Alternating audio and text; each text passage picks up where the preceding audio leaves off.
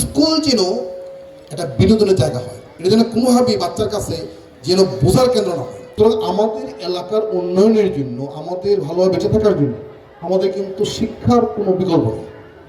সুতরাং আমি আপনারা যারা এখানে অভিভাবক আছেন, আপনাদের প্রতি অনুরোধ থাকবে, আপনারা অনেক কষ্ট করে আপনার যে সন্তানটিকে লালন পালন করেন, এটাকে এই 7, 10, 12টা বছর একটু টেক কেয়ার করবেন। এই ছেলে মেয়েগুলি তো আসলে আমাদের সাকসেসর, আমাদের বংশধর। আমরা তো এখানে যারা বসে আছি আজকে হয়তো 50 বছর পরে রেখেও থাকবো না। এখানে আমরা যারা বসে আছি এখানে হয়তো যারা আছি বয়সে মানে আজকে 50 বছর পরে তো এখানে আমরা কেউই থাকবো না।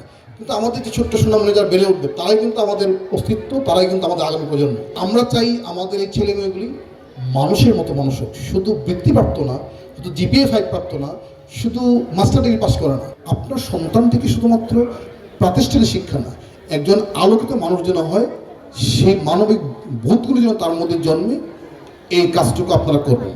আজকে কিন্তু আমাদের ছেলেমেয়েরা অনেকেই চায় কি, অটো পাস। বাবা তুমি অটো পাস দিয়ে তুমি কী করবা, এই সার্টিফিকেটে তুমি কী করবা? যদি তোমার মধ্যে জ্ঞানের কোনো কিছু না থাকে, যদি সেই শিক্ষা, সেই সার্টিফিকেট তোমাকে কোনো জায়গায় কাজে না লাগে।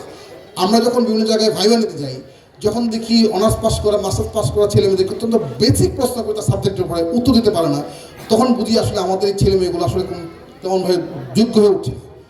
আমরা চাই আমাদের আগামী প্রজন্ম একটি দক্ষ জনগোষ্ঠী হিসেবে বেড়ে উঠুক, ভালো মানুষের বেড়ে উঠুক, যাতে সারা দুনিয়ায় আমাদের এই ছেলেমেয়েরা মাথা উঁচু করে দাঁড়াতে পারে।